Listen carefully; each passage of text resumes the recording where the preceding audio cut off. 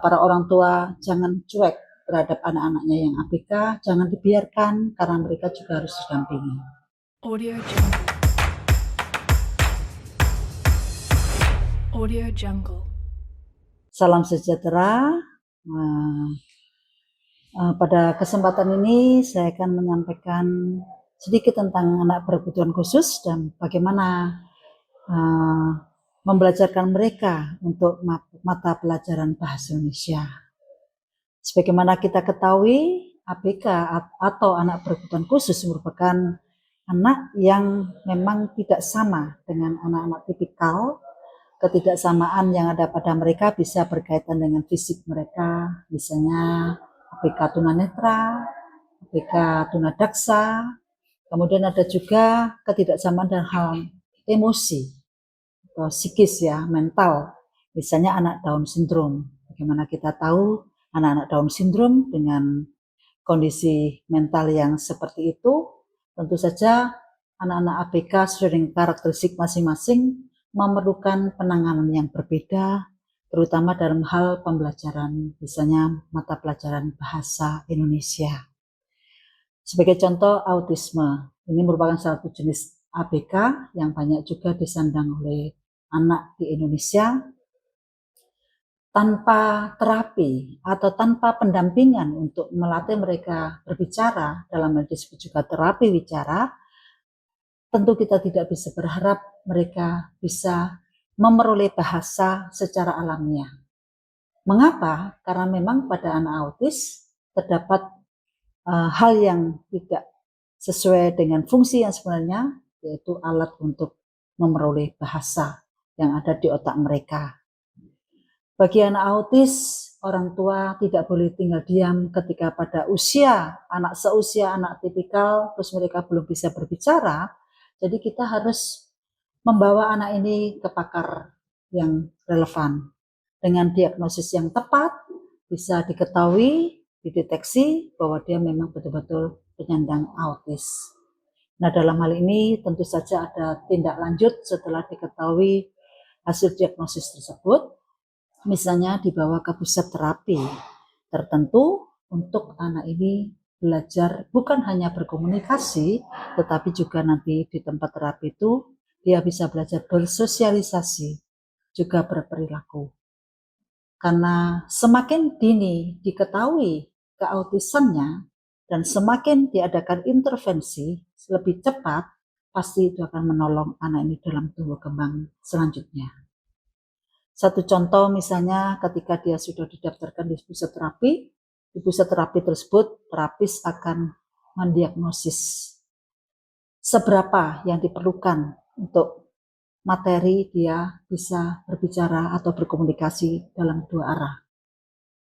Ketika ditanya dia bisa menjawab, ketika dia diharapkan bisa mengemukakan apa yang dia inginkan, karena sebagaimana kita ketahui bersama, dengan berkomunikasi, dengan berbahasa, seseorang itu bisa mengungkapkan perasaannya, pikirannya, keinginannya.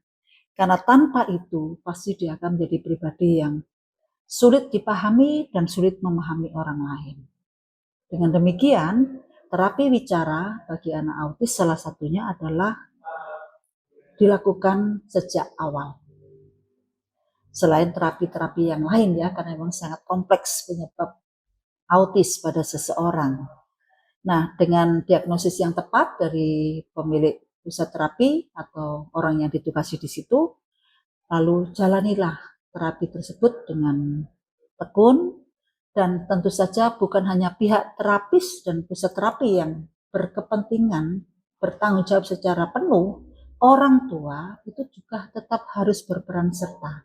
Jadi dukungan dari pihak orang tua ketika anak itu sudah menjalani terapi, orang tua di rumah tetap mendalami ya, melatih ulang apa yang disampaikan oleh terapis di tempat terapi. Kemudian ketika di rumah jangan dibiarkan saja anak itu. Ambil konsentrasi, tarik konsentrasinya lebih dahulu. Kemudian dengan media yang ada, misalnya benda nyata. Kalau di rumah ada bola, ada buku, ada mobil-mobilan, ada gambar, itu bisa dipakai oleh orang tua untuk melatih dia berbicara dua arah. Dengan cara seperti itu, hasil yang dicapai di pusat terapi itu bisa didalami lagi, dikuatkan lagi oleh orang tua ketika di rumah. Dalam hal ini dukungan masyarakat juga sangat penting. Mengapa? Sebagaimana kita ketahui, masih ada anggota masyarakat yang memberi stigma negatif pada penyandang anak-anak yang berkebutuhan khusus atau disabilitas. Tentu saja ini bukan hal yang menyenangkan, baik bagi orang tua maupun bagi individu yang bersangkutan. Kita tidak tahu mengapa Tuhan menitipkan anak itu pada sebuah keluarga. Tentu ada maksud dan tujuannya. Nah, masyarakat hendaknya menjadi masyarakat yang peduli, masyarakat yang berempati, masyarakat yang bersimpati, tapi bukan berbelas kasihan.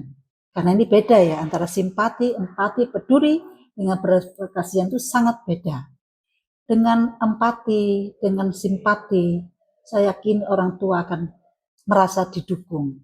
Anak itu juga akan mulai bisa masuk ke pergaulan di sekitarnya, minimal dengan teman sebayanya.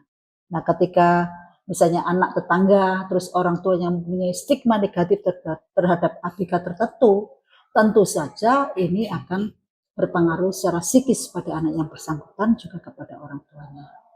Inilah pentingnya kebersamaan antar berbagai pihak, baik dari pihak orang tua, pusat terapi ataupun SLB misalnya, juga termasuk sekolah-sekolah inklusi, serta masyarakat sekitar, dan dalam hal pemerintah tentu saja turut bertanggung jawab. Karena bagaimanapun penyandang ABK adalah sebagian dari warga negara Indonesia. Itu yang perlu diperhatikan. Dalami lagi, punya banyak cara untuk mendalami bagaimana membelajarkan anak untuk berkomunikasi, bersosialisasi.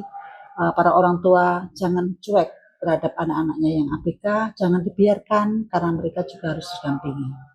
Banyak sumber yang bisa diperoleh orang tua, misalnya dengan searching di googling di internet dan lain-lain, pasti ada contoh-contoh yang bisa dipelajari bersama.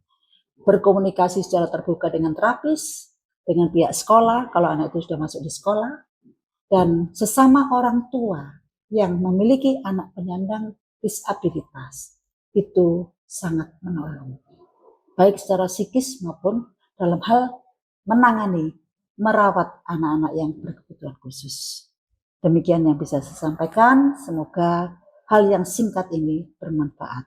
Terima kasih. Audio Jungle. Audio Jungle.